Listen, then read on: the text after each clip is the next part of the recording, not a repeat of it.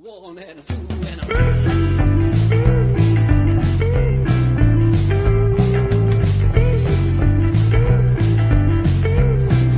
long box funk.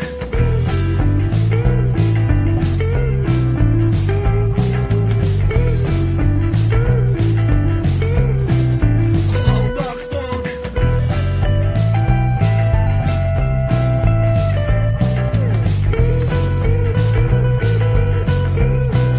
Long box funk.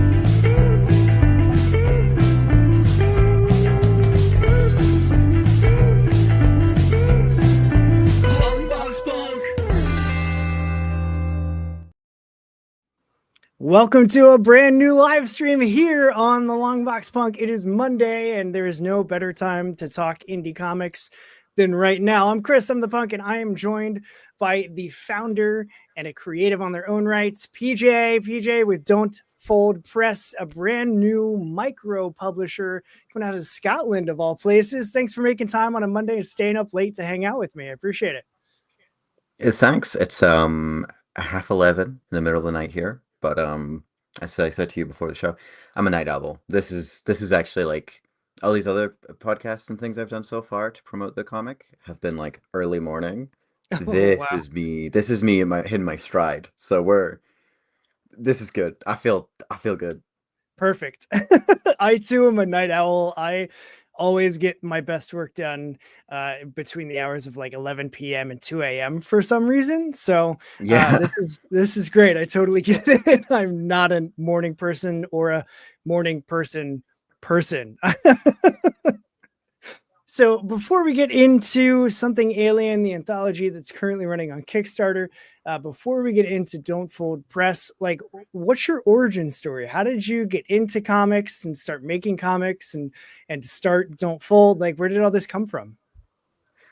So yeah, I was taken on a science trip as a kid and bitten by a radioactive spider. Perfect. No, um, I I fell in love with comics in I think like the most perfect way. My first comics that I really invested in were the Jack Kirby, Stan Lee, Mm, Fantastic Four comics. We had this like library on wheels that came to where I lived, and that's they cool. had, a selection of comics and I grew up on a lot of what they had, and it was Simpsons comics, and it was Garfield, and it was um, the Fantastic Four. And if you're given those comics at such a young age, you are going to fall in love with comics. Yeah. And I always knew I wanted to be like a storyteller. Um, and for a while, I didn't know where that was. And then I just sort of started making comics.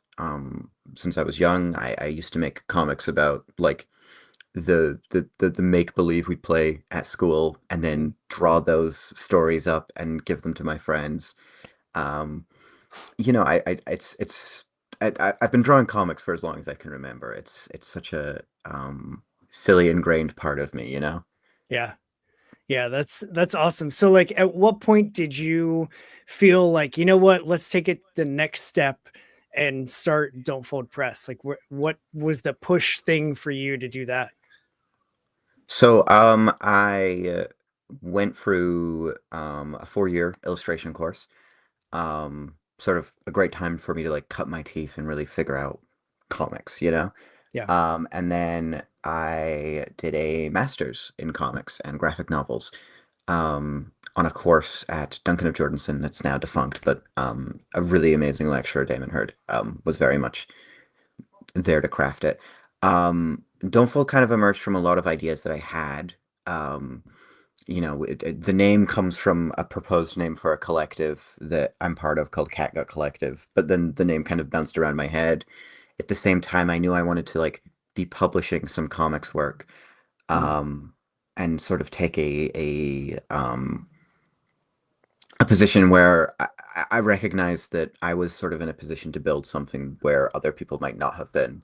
And knew that I knew some of the best comic artists in the world that no one else knew. Yeah. Um, and I had to fight the urge to sort of gatekeep that.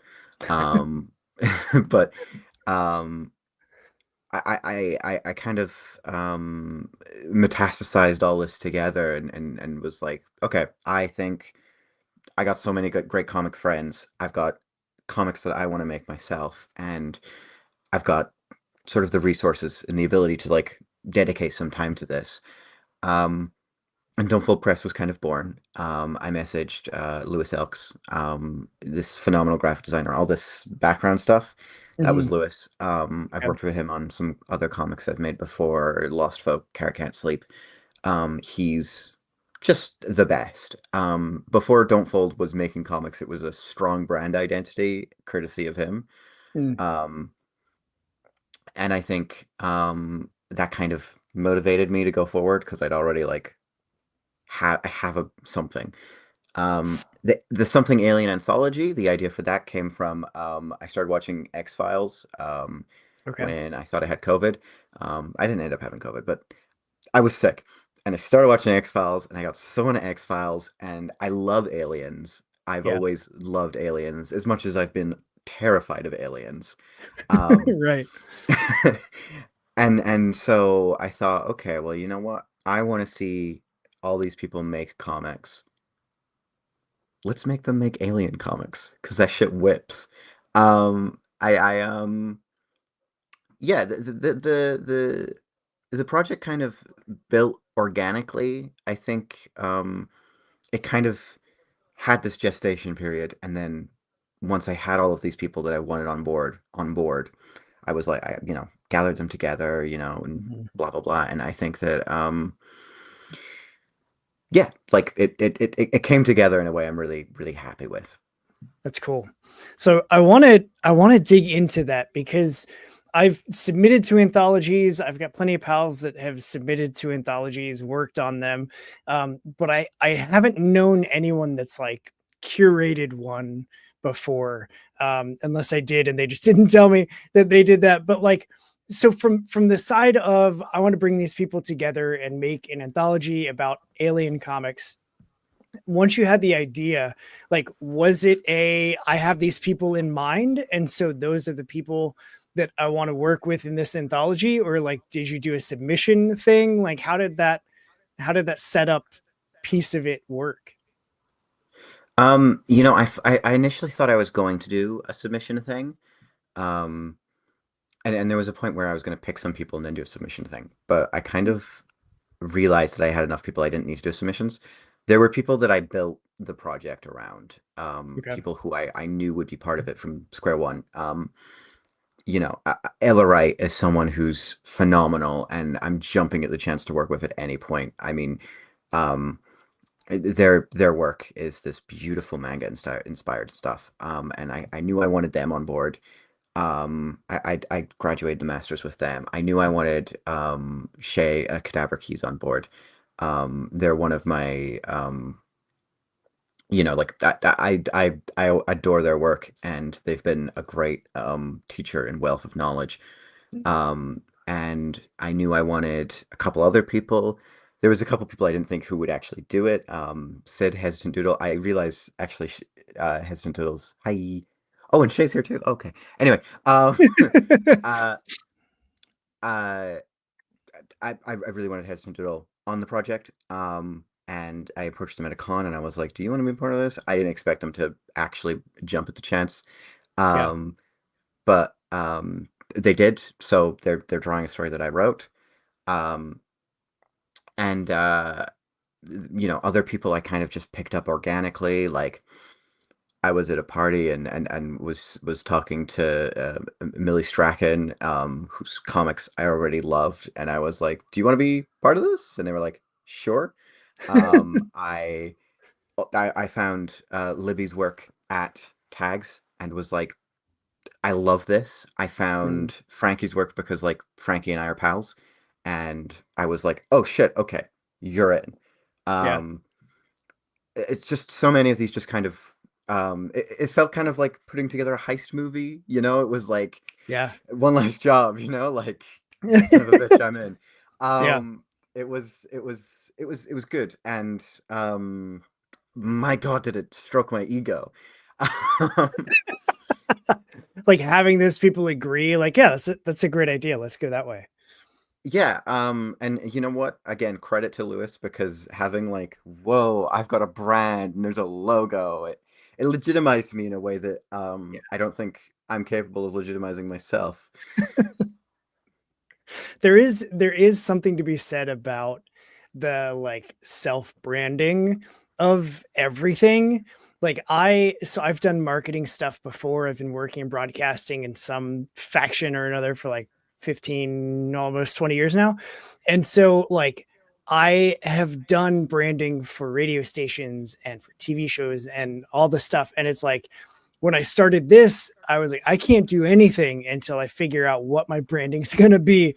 And then once I had it, it was like, all right, treat it like I have a million followers already. Like, I don't want to start here and, eventually get to here. I want to start here and then grow from there. And like, there's something to be said about the branding aspect of it, especially when you have someone close to you that you can be like, hey, can you do the thing and like make this look cool? Can we have that together? Because I love one of the things I wrote down looking at the Kickstarter was like the very punk zine feel of everything. Like I love it. I looked at it and when you initially emailed me, I was like, oh yeah, this is no brainer, hands down. I'm in.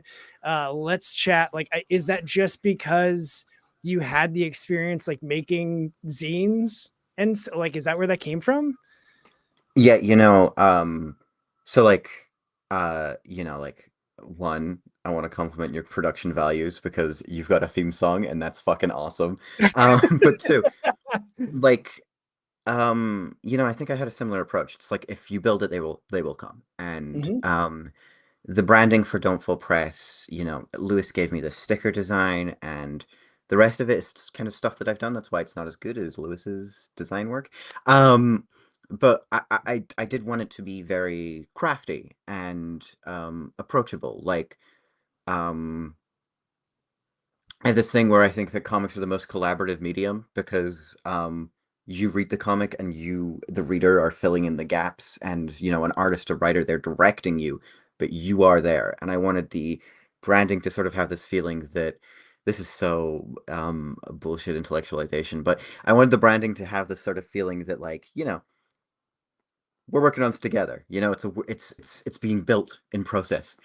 Yeah. Um, I'm an editor with Shay and Ali, who are both on the Kickstarter, on The Bleeds, which is a local magazine that we make. And I learned a lot through doing design work for that, where I'm talking about movies and video games and comics and stuff. And that was a very good chance for me to like cut my teeth on how I wanted things to look. And I had a wealth of resources just because like I exist with so many artists in my space. There's like a ransom font that is in like all of the branding that's just a collection of letters that Shay has cut out by hand and we've That's scanned awesome. in. Um, Oh shit, it's that's like y'all made that? yeah, Like the cutting out like all the shapes and stuff. That's awesome. they're all salvaged from like magazines and stuff. I will not take credit for that. This was again Shay did this, but um the brand kind of emerged through sort of and Lewis asked a lot of questions of me when he was designing the sticker logo that kind of Mhm. helped me figure out where I wanted to take it. I am talking so much with my hands. No, it's great. I'm usually the same way. That's why I'm playing with this pen under the desk.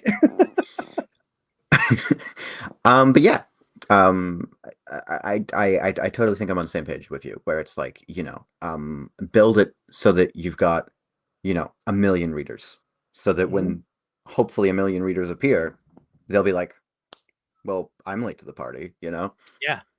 Yeah, that exact like yeah, early people that were catching on, the first couple months or the first book or whatever, like they're the ones that know that in 2, 3, 4 years, whatever as it grows, in the where do you see yourself in 5 years question, you can be like, I already have the look. Like I've already got the thing. I just want to grow more, and it gets scalable when you've got all that stuff ahead of time instead of scrambling like, oh crap, I didn't even think about this one place that I could be on social media or whatever. And it's like just have the stuff and then you'll be ready for whatever comes your way. So how, like, once you've got your team and you've got your heist crew, and like how did that all work, like getting the stories, because you wrote one and you also did the artwork on one too, right? Yes, so and I'll be doing a lot of like interstitial comics and design work to sort of Okay. ease people into each story. There's a lot of drawing ahead for me. So yeah, me personally, what I was doing, um, when I approached two people who kind of at one point were going to be together and then weren't. So Joe Farah, who I worked with on the last issue of his series Bump, I approached him and I was like, "Hey, I really enjoyed working with you. Would you want to be a part of this?" And you know, he's phenomenal. He got an Eisner nomination a year back for one of his short stories. I asked him to contribute. He was like more than willing. I was like, "Flip yeah." I can swear, fuck yeah. Yeah. Um, Yeah, you can. and I approached Sid and Hesitant Doodle, and they were like, "Well, do you have a script? Like, what would you want to work from?" And I'm like, "I'll write you a script."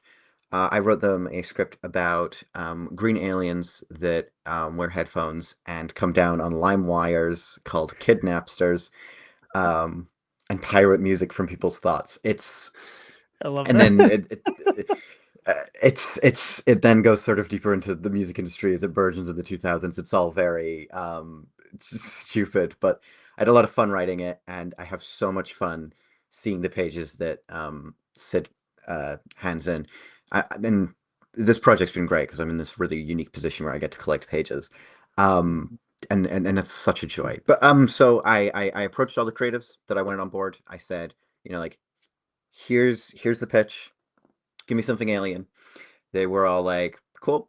They sent me pitches, some of them multiple pitches, and I just kind of sifted through it. I was like, what do I want to see from you guys? What do I think is like a good, like, what story do I think is kind of going to hit at a good moment for us culturally? Like, why is this story to be told now? What makes this story unique to you? I really want to see, like, stuff that lets these creatives shine through. Yeah. And then we got to a point where, thumbnails. Um, I worked with some people. I streamlined some stuff. I did scripts and thumbnails. It's like similar times. Okay. And worked with some people. Some things need a little bit of streamlined. Um, but most of my artists are fucking professional as fuck. So it was a good sort of chance for me to also like kind of sit in this editor role. Um, One that I was kind of like reading loads of books about. I was like, I had Filth and Grammar up, which is a great book about editing, and just sort of like trying to like internalize all of these editorial things. Yeah. Um, and what, most of it is just um, making, yeah, just the talent, the people on board, the artists, the creatives. They are the gas. Like, this does not run Mhm. without them, and they are the most important part. And I ran this slightly differently than a lot of Kickstarters, where all of the stuff that you'll see on the page, on the Kickstarter page, is, I don't want to take anything from people without paying them, which is kind of why there's not as much as some other Kickstarters. Um, I don't want anyone to make a risk, so all of the stuff I've paid out of pocket because it's my financial risk to make. Mhm. Um, which, it's had ups and downs. I have less to show than some people, but I think I'm proud of that business model. Yeah. Um, I'm going totally train of thought here, but yeah, no. I started paying some people to get some pages, sample pages, get the ball rolling on some stuff. People came back to me with pages, beautiful work. Um, and then it was just down to like building the Kickstarter from there. Mm. which was its own other like can of worms, you know? Yeah. Yeah, I only learned recently about what type of can of worms a Kickstarter, like running one, can be. Um, but I mean, it's clear, like from everybody sounding off, that like they're just as stoked to be, involved or working with you and doing the thing. Like it's so on the business side of things, the campaign ends on July 27th at 8 Hmm. a.m. Eastern, which is then like 1 p.m. your time, I think. Um, so it's at 43% funding, so it still needs some love. And I would love to see like that insane last week Kickstarter magic happen, which I've seen plenty of times on tons of campaigns. Um, I'm and so like, manifesting it. You know, I'm yeah, trying to I'm reaching out to the stars. I'm sending signals. I smoke signals, I whatever it takes. yeah, I really think we can do it. Like, we're not quite halfway there, but I think we've got kind of a healthy enough lunch that people can kind of look at this and be like, okay, yeah, no, we can serve dinner. What a fucking weird metaphor. Hey, it works, man. I didn't know. I didn't know where you were going with the lunch thing, and I was like, I mean, sure, we can have lunch, but then he hit me with the dinner, and that the 1-2 of that makes sense for the campaign life. It works. It's um, there. yeah. But yeah, like I've seen loads of Kickstarters manage to make their goal and sort of like that last bubble, and I don't think our budget is as high as some others that have managed to do this. Hmm. Kickstarter's kind of it's difficult to tell. And regardless, I feel hopeful, and I think that the real issue is just getting it in front of people's eyes because once they see it, I know that um, the art by everyone is so incredible. And like if you just go on that page, you see that trailer that I made. Like it's got such a breadth of talent. Yeah. Also, shout out to the band Zombie and the Skeletons for letting me use one of their songs. That was very kind Yeah. of them. Yeah. Um, How did that work? Like, did you just reach out to them? yeah, I drew them fan art a while ago. Okay. And Cadaver Quiche also drew them like a animation. And so we kind of have this like just kind of we're both vaguely aware of each other. Yeah. And I'm a massive fan of their music. So I messaged them. I was like, can I just, hey, odd question, right? And they were like, yeah, totally. And I was like, fuck yes, okay.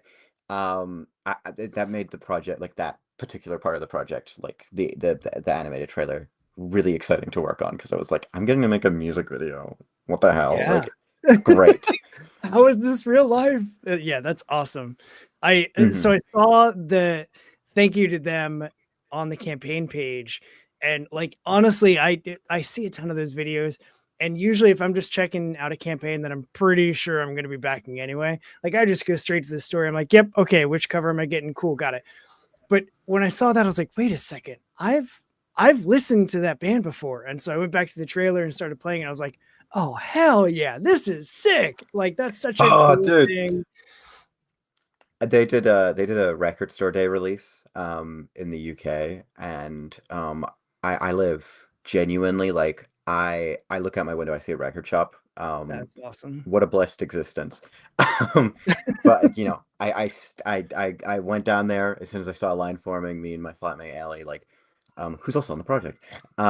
We got these copies. We went to another record store so we could get another copy. We ended up walking with free copies. Like, love that band to death, That's and awesome. so kind to let us use their song for the project. I think I don't know. I kind of had like that envisioned in my mind, and then it came together, and I was like, oh, yes, you know. Yeah, it's when comics work out to like the absolute best that you just kind of have to take a step back for a second and revel in the fact, like, that's dope. Like, this is so All cool. according to plan. Hmm. Yeah, it's like I think just the approach of all of it, of like, I've got these badass friends, they make kick-ass art, and like, let's make comics together. They say yes. Like, I have this idea for this band playing because I love them. They say yes.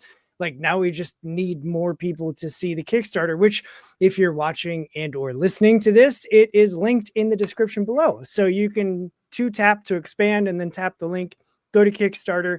You're going to be hooked as soon as you see it. And if you need to leave the stream to go do that, go do that. Like, Yeah, go. put us on mute, watch the video, Yeah, like it's totally fine. immerse You got yourself. to listen to the video because it's so good. Um, yeah, no, that was so exciting to get to do. And part of why it was so exciting was that I got to like use all of these art assets that my collaborators here have done. Mhm. Um, I yeah, no, I'm so jazzed, and I love comics. I Yeah. adore comics. And I sent you this press release. It's been up online. It's on Broken Frontier right now. And I talk about sort of what I want Don't Fall to be. Mhm. And it's capital C comics. It's comics that justify the medium. It's comics that are first and foremost for the love of comics. And I don't like comics that read like a screenplay. I don't like comics that were made to be a pitch. I like comics that are invested in the medium and made by people who love and understand the medium and understand it as a distinct art form from film. And I think all of these things feed into one another. But um, I really think that comics are the greatest medium in the world. And part of that is that sort of collaborative aspect I mentioned, where Mhm. no matter how you make a comic, it is something that you have to take your viewer on, your reader on. Yeah. Um, and I think I'm someone who's such a sucker for like page layouts and there's this immersion that can be created through comics that you can't get anywhere else. It's artwork within layers of artwork. I'm a sucker for how Grant Morrison they Mm. think of comics, where they think of like, if you were to look at time, it would be like comics because everything is on the page at one time, but also happening at distinct moments. Like, Yeah. I get really heady about comics because I've been crazy about them for so long. And when I say crazy, I don't mean like I love them crazy. I mean like I'm fucking insane about them crazy. Um, like Do you I dream go to in bed comics? and think of comics. Genuinely, if I spend like an afternoon reading comics, I start like monologuing stuff in my mind like Mm. comics. It's bizarre. Anyway. I love it. Yeah, no. I It's so good to like have someone that has that like insane passion for comics to be on this other side of the table where you're making them. Like, though, we need more creators that feel that way, that are willing to take the swing and start making them themselves. Like, that's why I love indie comics so much, is because like, people like you, like, the passion comes through the project, and like, it's there and you're taking chances. And I agree, I don't want to read a comic as an IP farm. Like, don't make a comic because it's easier than making the movie. Like, make the comic because you fucking love comics. That's what I want. if you want to That's make it a like, movie later, like whatever, right? But like yeah. justify your medium. Like Hmm. there are stories beautifully told that in comics that can only be done in comics that then get adapted a lot of the time to lesser effect. Yeah. But I think what we see now a lot in the comic industry is, yeah, like comics as maintaining IP farms, and it's not the fault of individual creators. Like, I fucking love Superman. Like, I'm not gonna sit here and pretend that I'm not like binge reading like fucking Daredevil. Like, I am, but the people, the powers that be, are less incentivized to take risks because we're kind of at a very end point of capitalism. I'm getting woke. We're at the end point of capitalism where taking risks is disincentivized, and once upon a time, producers used to also be tastemakers. and they used to be Mhm. able to like scout out and see stuff that they love and think this is what the world needs to see. And I want to be that kind of producer. I want to be someone who can look at someone's work and think this is it. Like this is what I love, and I Mhm. want more people to see it. Um, and of course, me myself, I love making comics. Like I love drawing comics. I love writing comics. I love the nitty-gritty of it. I love lettering. I'm a big lettering nerd. Okay. Letterers don't get enough love. I was initially gonna letter all of these pages myself, but a lot of artists just went in and did it themselves. Thank you so much for that. But I love lettering. The difference between a professional comic and an amateur comic is the lettering. Is the This lettering? is Yeah. it's your production value is genuine. It's a load bearing weight. Anyway, um, Yeah. but yeah, it's I hope to convey often with these things that at the end of the day I do this because I I love comics. Like I don't make comics for too long. I don't read comics for too long. My skin starts to itch. I'm locked in, man. I'm locked in. Yeah. It's so nice to have a kindred spirit because I'm the same way. If I go like if I have a couple really busy days and I don't read during the like on my lunch break or whatever because I work from home, so that's super nice. But like if I have a day like today where it was just stupid bonkers busy all day and I got done and I was like, I don't have time to like properly give time to reading because I read a thing and then I go back and I look at all the stuff that I missed in the panels and the backgrounds and all like then I turn on my analytical brain and I'm like, ooh, because I studied like aesthetics and I just I hate people that use that word aesthetics and cinematography when they're talking about movies. But like if you understand what it is, you can apply it to any form of art, not just movies, not just TV. And when comics get those things right, it's that extra like magic 5% that gets added on where you're like, damn, that's like I've gotten chills just looking at pages before, not even reading any of the words, just looking at it because they hit something in my brain that just releases that dopamine of like, yes, this is comics. And like Like, I yeah, like those are the moments that I live for. And so that's why I like talking about comics because when you like everybody has a different style that draws them in or that calls to them or catches their eye on the shelf or whatever. And yet, like it's all these different types and styles of art that are being poured into these books that are then being made to tell stories that we as readers are like, hell yeah, I'm going to give you all my money because I love that story. I love this look. I love that style. I love whatever. And so it like having, again, just having that passion behind it when you're making it is like great because that's going to come through. Like it comes through on the Kickstarter page and it's like, oh, PJ's dialed in. Like this is 100% like your heart on the screen of what I'm seeing and like the preview pages that you sent over, even the the little like aliens that you made.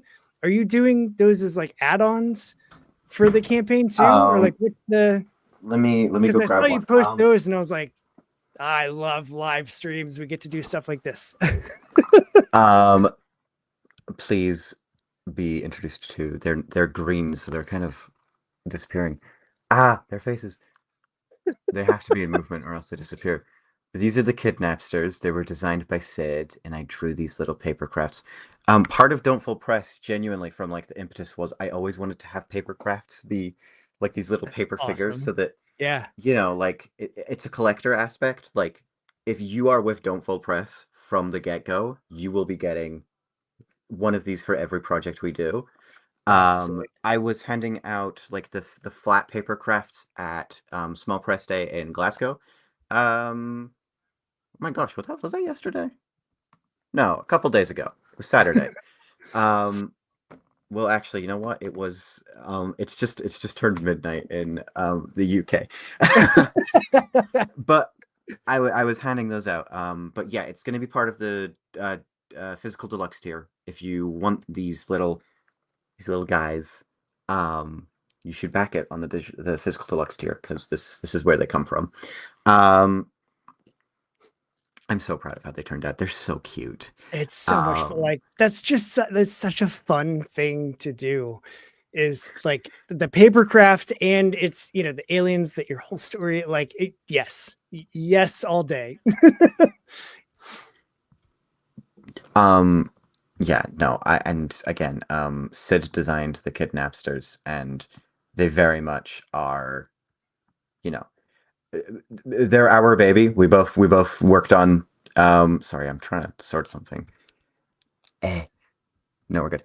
We very much both worked on them to like create them, but Sid is the one who kind of made them so cute and squishy and draws them with such like expressiveness. I'm so grateful to have them be part of this project with me. I've been a fan of Sid's work since they graduated from the course that I was on, Mm, and kind of looked up to them as a creative.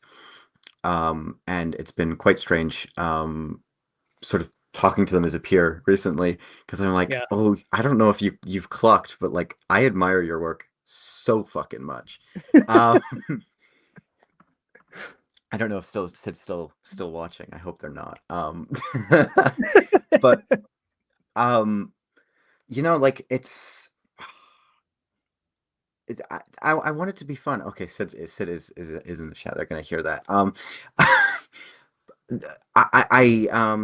I want it to be fun. I want it to have this sort of like kitschy, feel.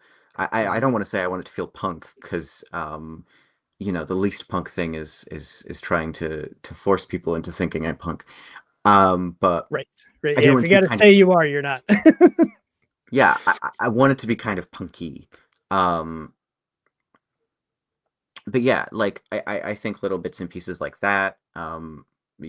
These are going to be part of the digital deluxe tier. So are a bunch of stickers, and I've got a couple of digital comics that are going to be part of the physical deluxe tier and the digital deluxe tier. You'll get the comic and then a couple other physical or digital comics like Carrot Can't Sleep, which is the comic I started making for my masters. It's a current ongoing Mm, process. um, that is currently I sold my last few copies last weekend. So if you want it, that might be your only chance, unless I get it reprinted. Who knows? I've that's got a con in awesome. 2 weeks. Um, I've got the what is it called? Shay, what is your zine called? Um, I've got a zine that Cadaver Keys made that is out of print now. Like this is your last chance to get that. Mm, Thomas Heatler's given me the wall to put in the Kickstarter. Um, and Frank O'Neill is giving me Keloid, which is this the comic the zine that Cadaver Keys did is Decoy Duck. Um, which is this beautiful sort of Hansel and Gretel twisted fairy tale type thing. It's fucking phenomenal. that's awesome. Um, Frank's giving me Keloid, which is this sort of like werewolf story about trans identity. This is the comic that um made me think, okay, well he's like Frank is part of this project. Like Mm, whether he likes it or not, I'm dragging him in kicking and screaming. Um Luckily I didn't have to, but I would yeah, have. willing to do it and had to do it are two very different things. Yeah, like some of you guys didn't get a choice. You were gonna be on the project whether you liked Yeah. it or not. Um this is vaguely threatening, let me give you money type shit. Yeah, yeah, Um, yeah, yeah. yeah. Shay has just pointed out their story for the anthology is also a Mm, fairy tale thing. It's kind of a recurring theme with their work. I really love their story for the anthology. It's sort of a princess and the pea tale, but there's a little bug alien. It's very cute, and also I don't want to spoil the ending, but the ending genuinely like like it hit like a yeah, ton of bricks. It was that's awesome. amazing. Um, God, I do get excited thinking about it and talking about it, and genuinely, I just think that I've got the best team in the world in the universe. Haha, well, and I think Scotland is such a beautiful place for comics.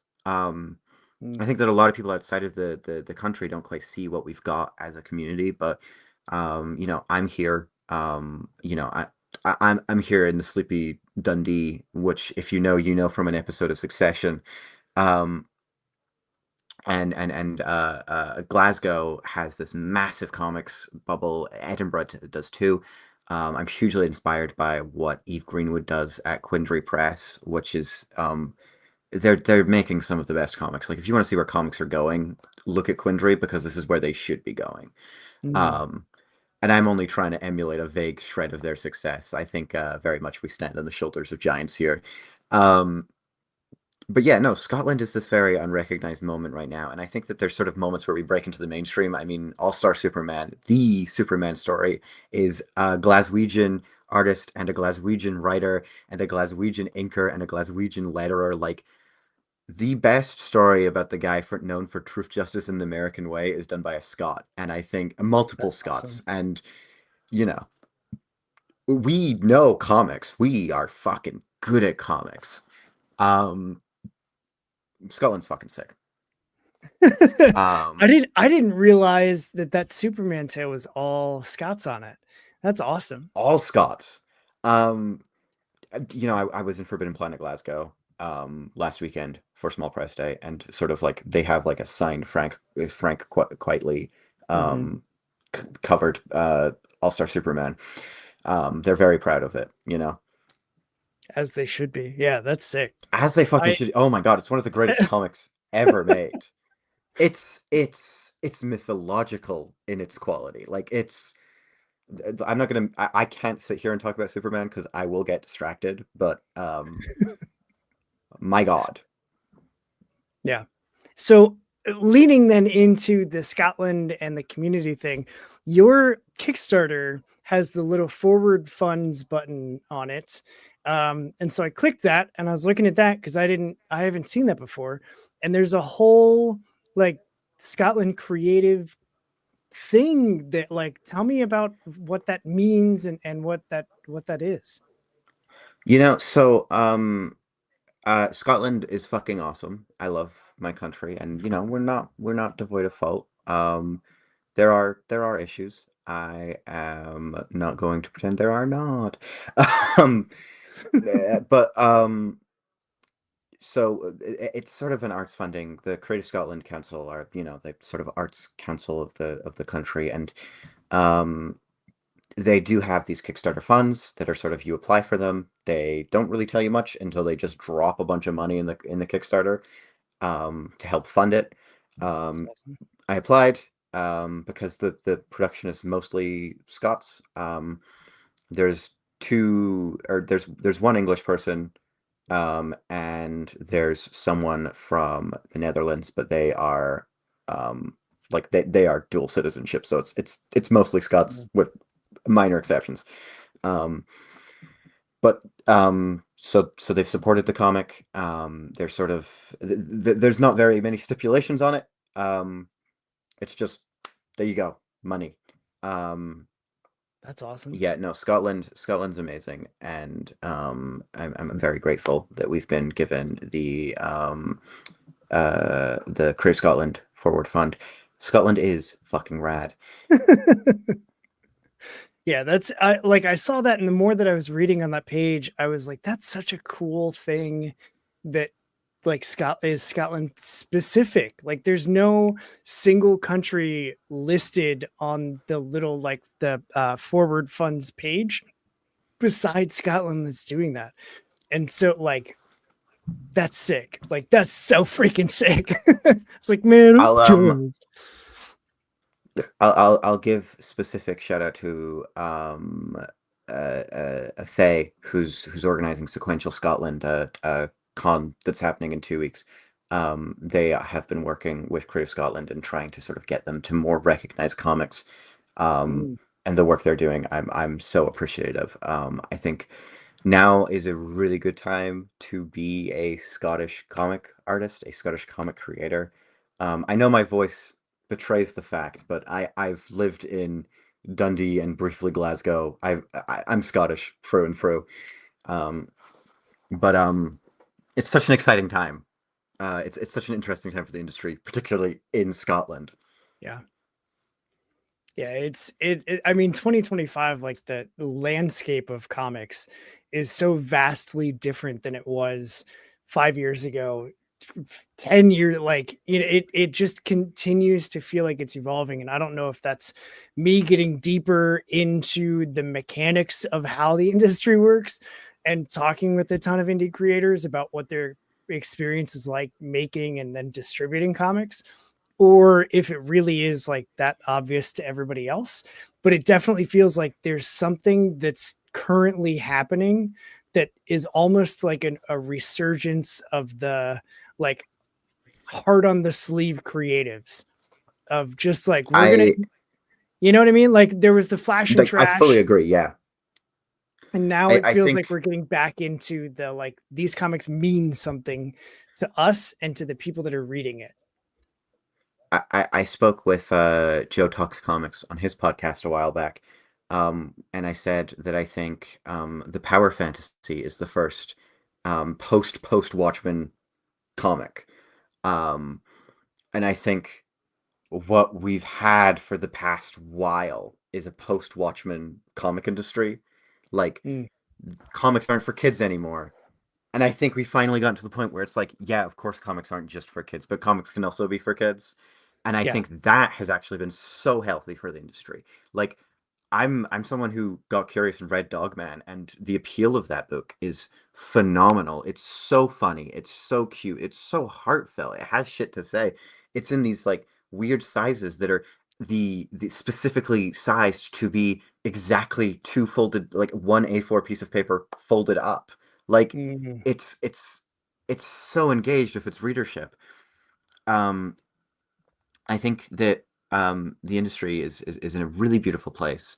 I think a lot of people are always proclaiming it's the death of comics, and to a certain degree, comics are always going to be dying because no one agrees what comics are at any given point. And yeah. it's also like constantly we're working with the misnomer of the big two. Marvel and DC are not selling and making the most comics. Scholastic is.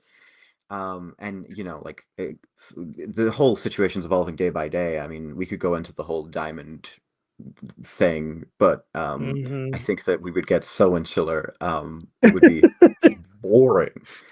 Yeah, yeah, yeah. A lot of stuff happened, and it's also though like, I think a sign of the industry evolving is with the diamond debacle. Like it has to evolve now. It can't stay the same because people that used to rely on distribution through diamond are now having to find other options, go through other avenues, and like who knows what's going to happen in the void once that trailer fire stops finally burning. Like it just every week it's like, oh, news now in Diamond. It's like, come on, like it's been dying and exploding and just like spreading its nonsense for like 3 months now. Can we just put it out of its misery and take it out back? You know what I mean? It's got to go down. I've been kind of tepid on Diamond because having spoke to sort of um comic shop owners in Scotland, like no good monopoly exists, right? Yeah. And for a while there, Diamond had the monopoly. And I'm kind of glad to see that broken up. And I don't want Diamond itself to sort of just be completely destroyed. I think there's a lot of good people who work there. Um, and I'll shed a tear whenever a hardworking person loses their job.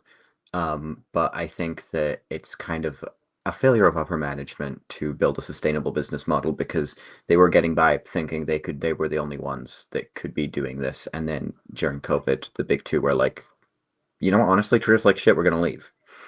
Um, Yeah. it's interesting. I think the DC Compact line of comics is a massive game changer. Yeah. I think similar to how manga became a massive game changer.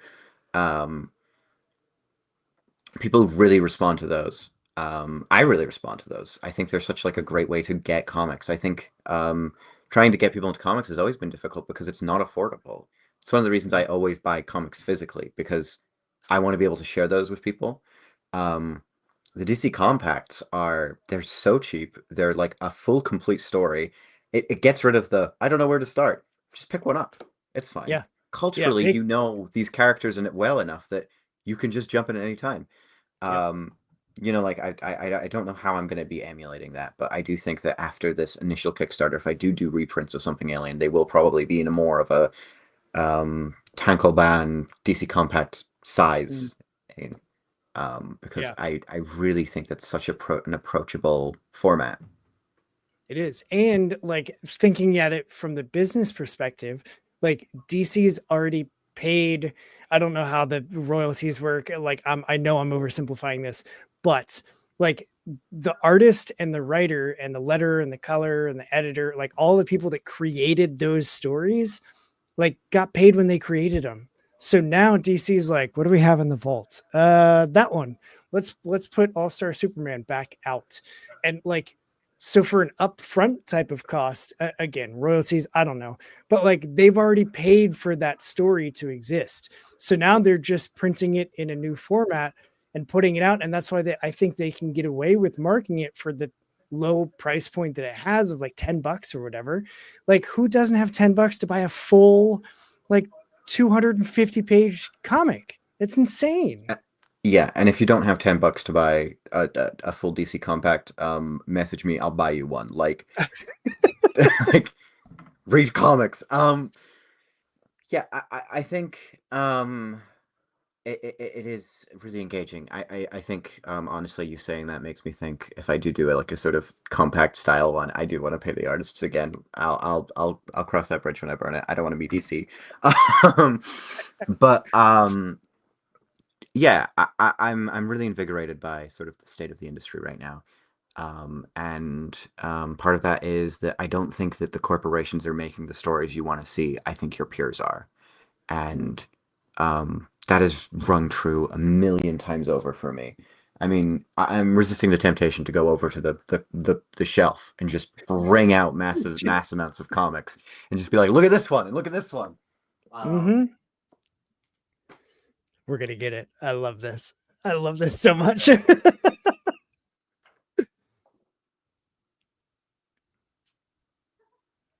don't know if I'm visible. 2 seconds. I'll be right back. No, you're good.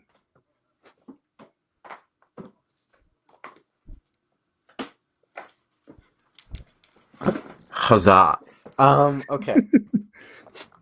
Quincy Press put out When I Was Me. It's an anthology of trans stories. I really love The Curio of Paper Moon. This is one of the first comics that I bought that was like indie, and I think that it's got such a beautiful coloring. Mm. Gustavus Vargas, such a kind guy, has had a lot of time for me being very annoying, and he's got a Kickstarter on right now.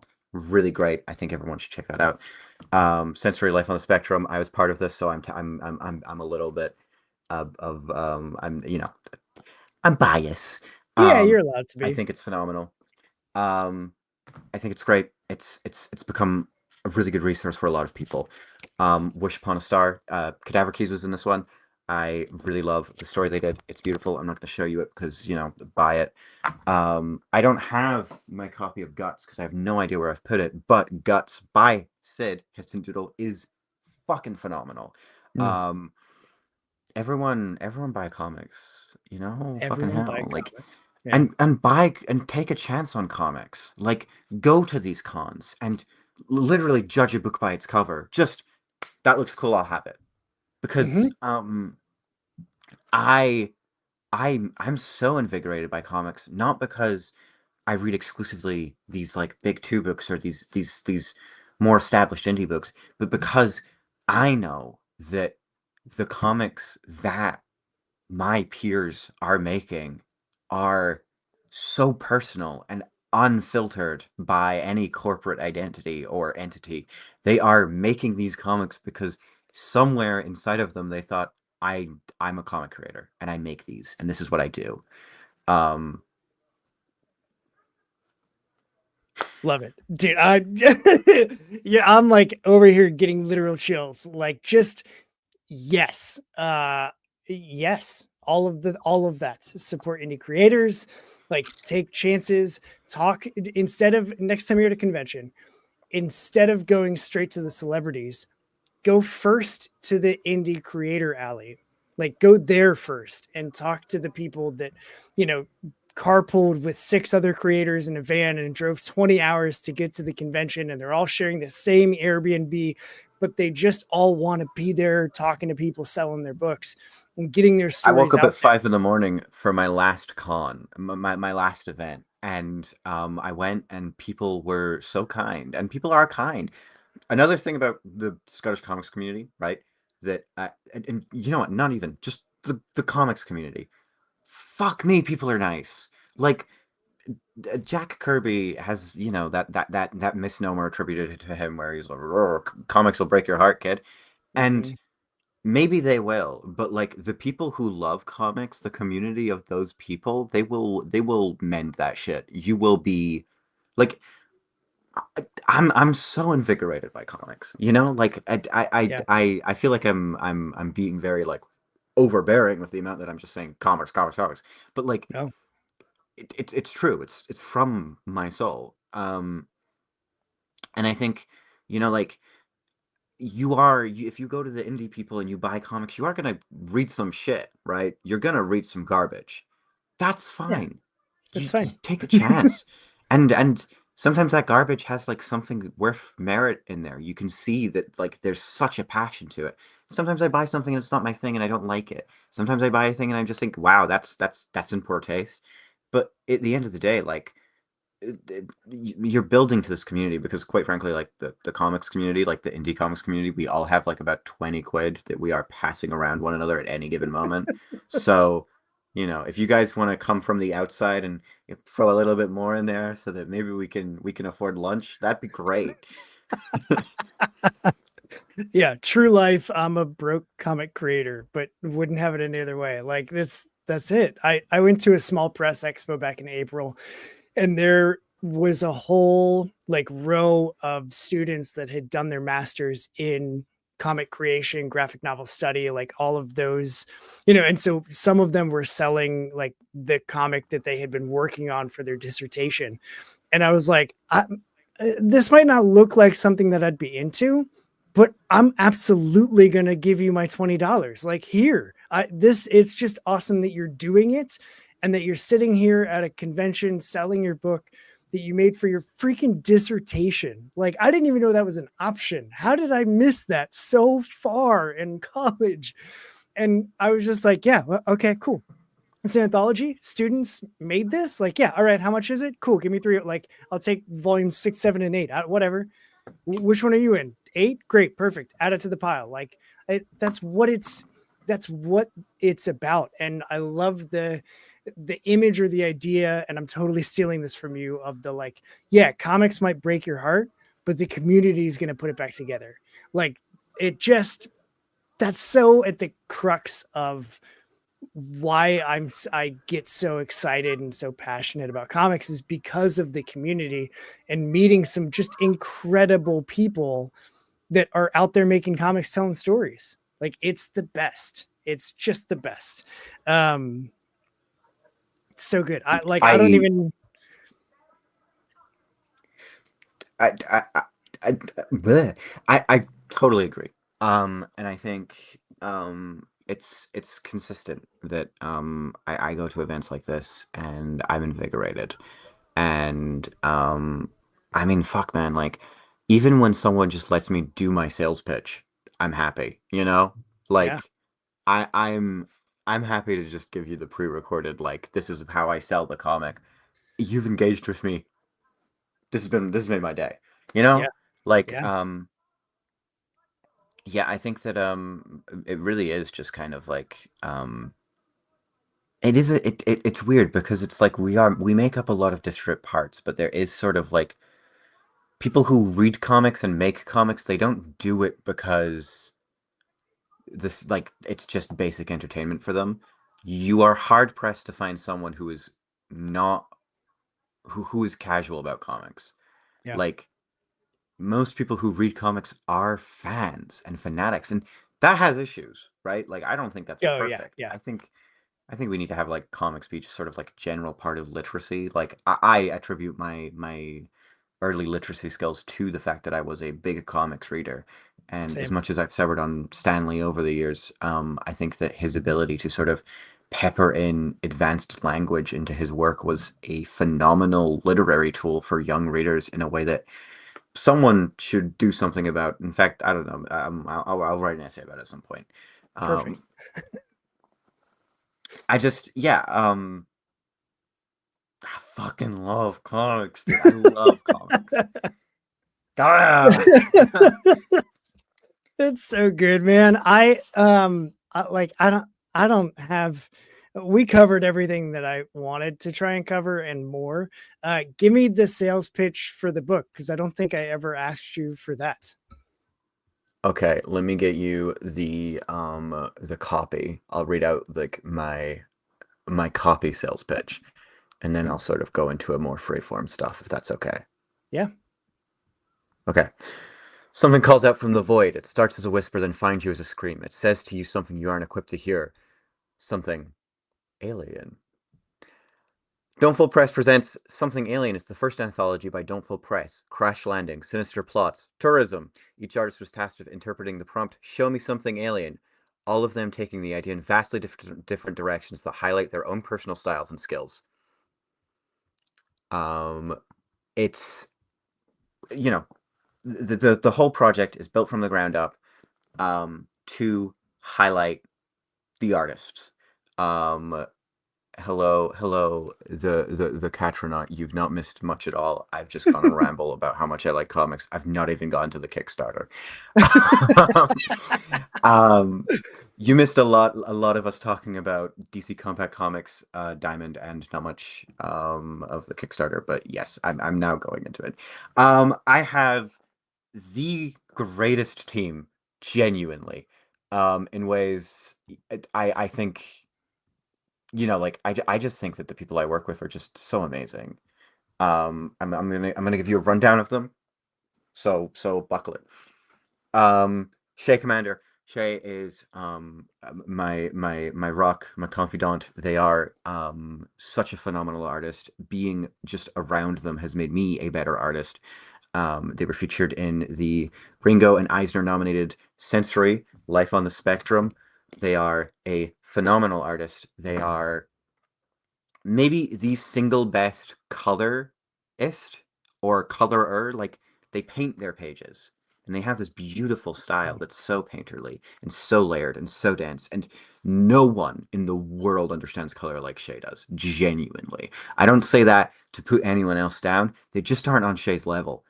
um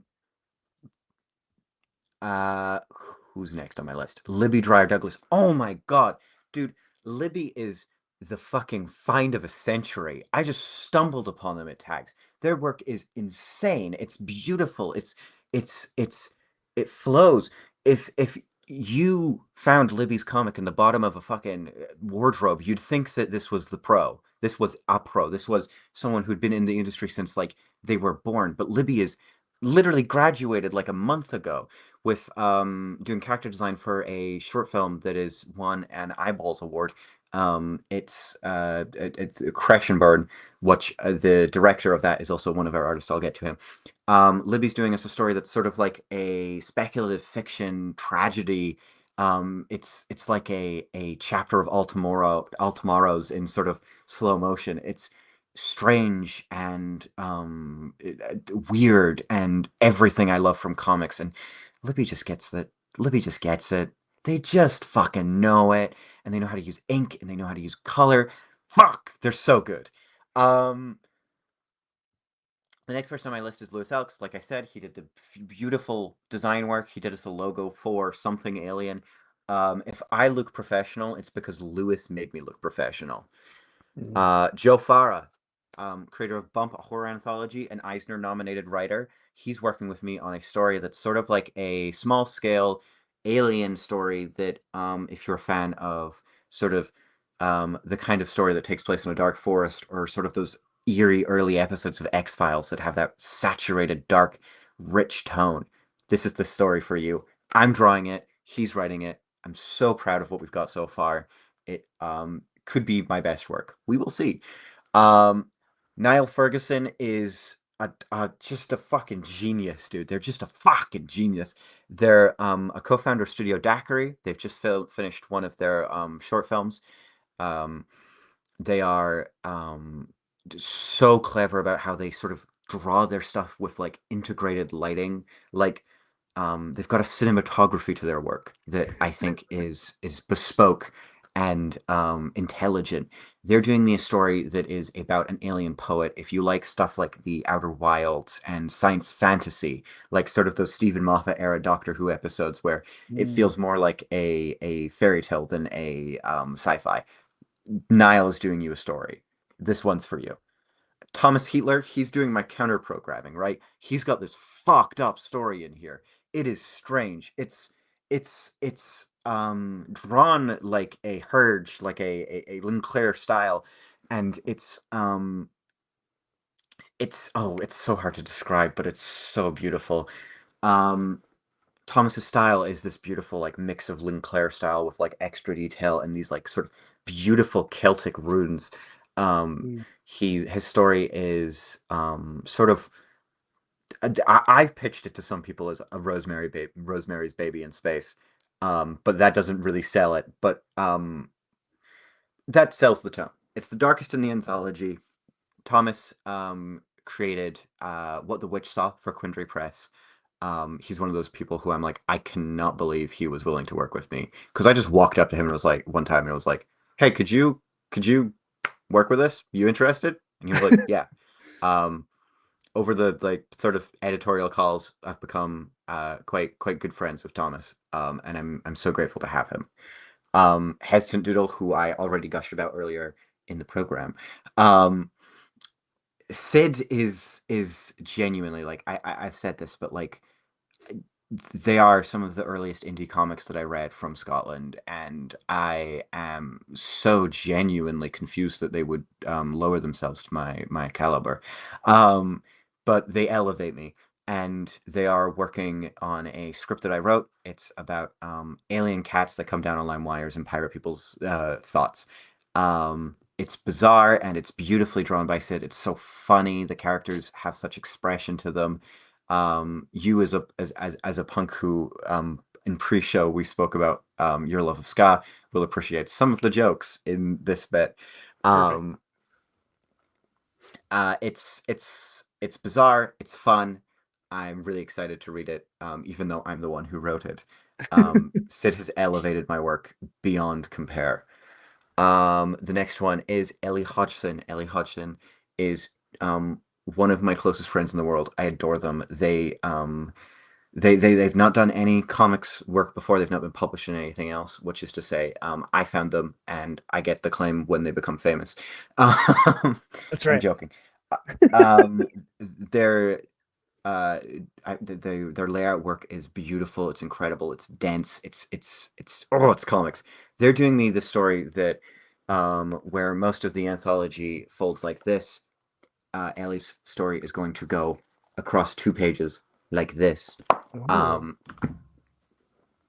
it's about a bug alien who is leaving the hive mind for the first time and sort of thinking and feeling for the first time on their own. Um, it's interesting. It's sort of a Star Trek inspired kind of story. Um, Ellie is a huge nerd. I say very affectionately, and this story Dot's Log is sort of their send up to classic sci-fi that they grew up on. that's awesome. I don't know if you can hear yelling, but I live on a street with multiple bars. So if you do, don't worry about it. Stream Um, StreamYard's pretty good at filtering out that background noise. good. Next on my list, Frank O'Neill. Frank is a fucking genius. They are the director of Crash and Burn, an award-winning director. I should say Shea Commander, also an award-winning director, won a Dingle Award. Frank O'Neill is doing me a story called Mackie's. I don't know, remember what we landed on for the name, but it's about Mackie, a alien girl who is looking for a gift for her travel sick girlfriend, who um, Jesus man, my street is crazy tonight. Um, d- she's looking for a gift for her travel sick girlfriend and travels to Earth and sort of goes on a little tourism adventure, goes to Paris. It's oozing with all of the things that Frankie loves. It's such a it's a very personal story. Not in the way that it's about Frank, but it's about all of the things that really make him who he is. Mm. It's a story no one else could do, and it's beautifully drawn, adorable character designs. I want a Mackie plush. You know what? I should have built merchandising rights into the contract because, quite frankly, I should have made one of those. Um, Millie Strachan is doing me another kind of piece of counter programming here. I want to have a comic in here for every kind of comic reader, and I do. Um, the comic is a sort of autobiography comic. It's about sort of how they don't feel like they fit in through the lens of sort of aliens as a metaphor. If you're a Mm. fan of Eileen Kaminsky, the sort of comics with an X movement, this is for you. It's beautifully drawn, so layered, so visually considerate, and I'm so excited for people to be able to read it. Ella Wright is Ella Wright might be my favorite artist in the world. um, and they'll be yours too. Um, n Ella is this wonderful, mysterious soul who has amazing taste in music, for the record. And they are doing me a sort of manga, sort of, uh, oh God, I'm trying to look for something that's like the nearest neighbor, the elevator pitch, but genuinely, there is no one like Ella. They go by two on the web. They are, um, incredible at comics. They have this incredible, beautiful style. I described it in the press release as um, they make their line art and characters look like calligraphy. Um, Mm. they have a way of drawing that is so loose. And I've seen their thumbnails, I've seen their pencils, I've seen their inks. They get looser as it goes, which artists will understand is insane. It's deranged. Everyone knows you tighten up by accident as you go, and the skill is trying to make yourself not lose the freedom and the flow. Ella finds the flow. They carve out this work from sort of more dense. They sort of chip away at it like they're a sculptor. Um, I think Ella might be the next big thing. And I am so incredibly grateful that I've been able to get them on this project. And the last person to talk about on the list is me. I am drawing a story. I am writing a story. I am drawing a lot of other stuff. I'm putting the project together. I'm editing. I'm blah, blah, blah, blah, blah. You know, I I live and breathe comics. I live and breathe this. I want to bring people the best comic I can. I want to show the people that Scotland is a place for comics. Look at us. We are just under your nose and we are fucking jumping. And part of that is because we have fucking free tuition. It is possible. My God. um, I'm the one friend who's too woke. I am so incredibly proud of the work that people have done for me on this. I'm so incredibly grateful that people have been so generous with their time, including podcast hosts like yourself. And people have been so kind. I want to say Andy from Broken Frontier has been a huge advocate from us from day one. Um, I had a conversation with him a year back for Small Press Day, and I think he probably got the same kind of infectious love of comics that I'm sort of trying to channel here. Um, I I think that this will be a wonderful comic, a beautiful comic, a thought-provoking comic because I love comics and um, I've done a lot of work to try and have sort of a discerning eye for comics. I'm not blinded by my love of comics. I think a lot of comics are bad. I think there are more bad comics than good, which is why when the comics are good, they stand out even more. They the world's about contrast, and to see something that is the peak of the medium is all the more important when we are in kind of a world where a lot of artists don't get to do their best work because there are deadlines and monetary incentives. Don't Mhm. Fold is built around trying to make a place where artists can really engage and and and do their best work. That's awesome. Yeah, Um, if there's anyone that hears that and doesn't immediately go and support the Kickstarter, check your pulse because damn, I'm in, BJ. um, I'll say just a few more things about the Kickstarter, and we can go on to whatever we're going to say next. We've got a lot of really great tiers. So, take your time, find which one's good for you. The digital deluxe tier is built so that you can get the most out of this Kickstarter. If you live overseas and can't quite afford that shipping, it comes with the comic and it comes with a bunch of goodies like digital comic versions of the some of the work that our talent and our creatives have already worked on. Of course, there's just the regular digital comic tier. Get the comic. The regular physical tier, you just get the comic, and you also get my love and adoration with all of these. It's not advertised, but in a more um, abstract way. I give you a piece of my heart. Um, and the physical deluxe is sort of my fucking linchpin here. It is the comic. It's all of the digital comics. It's a sticker pack which has stickers that Sid has designed me that are beautiful. It's got stickers that are done from some of the other artists. Cadaver Keys has got a little sticker of their little bug alien. The Snailian Mackie from Frank's story is going to be in there. If you really want to engage with the thing and get like the most out of this comic, that's the tier for you. I'm really excited about that. You'll get a little kidnapster if you go for the physical deluxe tier. Um,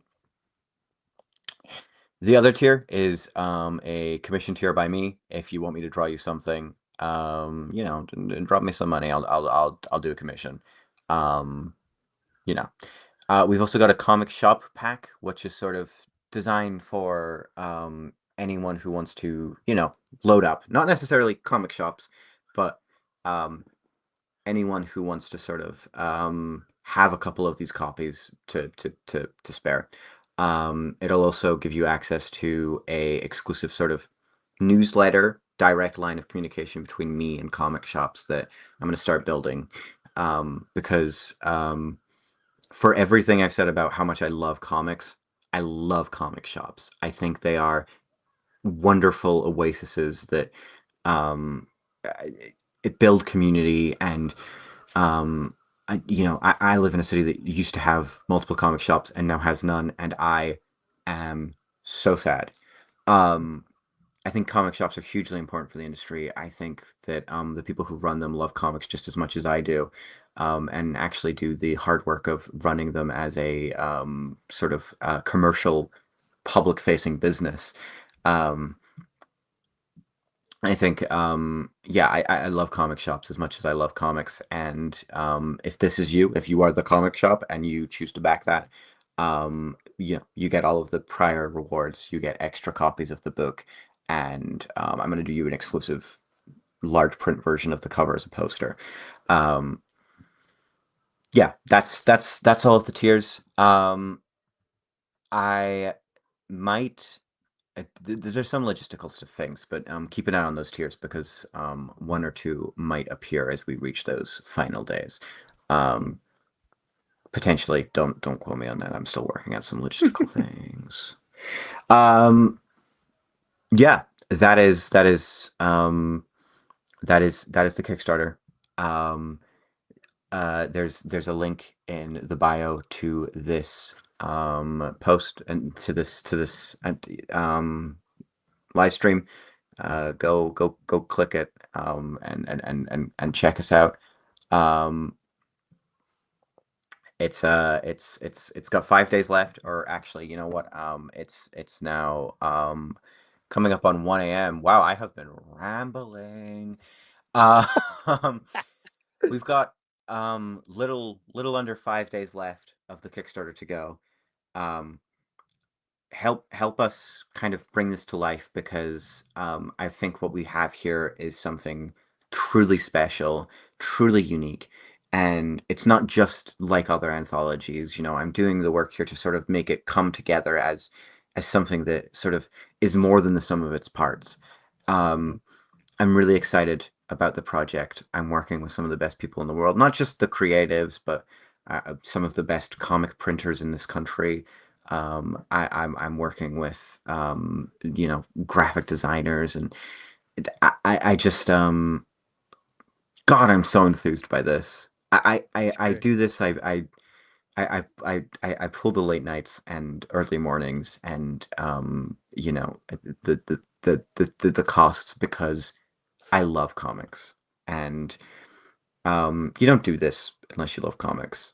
And I hope that my love of comics shines through in everything I do. I hope my adoration of my creatives shines through. I think um, I'm so grateful to be in the position I am in. Comics were my first love, my summer marriage. I I'm just grateful to be a part of them. That's awesome. It's so good. I don't have any extra notes, but I got two more things to do. The first is we're gonna pose, and I'm gonna take a screenshot and use that as the YouTube thumbnail forever. Mainly because it makes my life easy, and because it's fun. Because then we get to pose sometimes with extra props. I've got So aliens. perfect. Oh man, I wish I would have thought about that. I think I've got a little alien guy downstairs. All right, let me get my keyboard shortcut here and look as alien as possible. And we will go. No, I'm not doing that. Totally should have. Oh, we can't see that. There we go. Yeah, if you put him, I think right in front of you, then the green screen doesn't pick him up as a background. Perfect. All right, 3, 2, 1. Cool. The other thing is here's the dedicated time. If there's anything that you want to add, any additional message that you want people to hear straight from you, it could be related to the comic. It could be, hey, go back the Kickstarter that's linked in the description below, back it and help make it come to be and be real. It could be like who your favorite alien is, whatever. The content doesn't matter. I just love doing this show because I get to talk to creatives with all different backgrounds all over the world that are all similar in our love of comics. And so I just want to make sure that everybody that comes on has some space to just share their authentic selves with the world. So this is your time. Take it away. The floor is yours. I'll do a little bit of plugging. I'm PJ Alien on the web. I love aliens. I You can find us as Don't Fold Press all over the web. Um, Google us. I'm going to be at Sequential Scotland in 2 weeks. I'm really excited for Sequential Scotland. If you are in the UK or you're in Scotland or Glasgow, come by, say hello. Sid, who's also part of the project, will be there as a featured guest. I think it's going to be fantastic. I'm also going to be at Tags at the end of the year. Um, I love comics. Please take part in my succulent comic book deal. Um, uh, I, I, oh, I had a bit where I was gonna sing All of One Week by Bare Naked Ladies as just as just to play out, and I'm losing the confidence.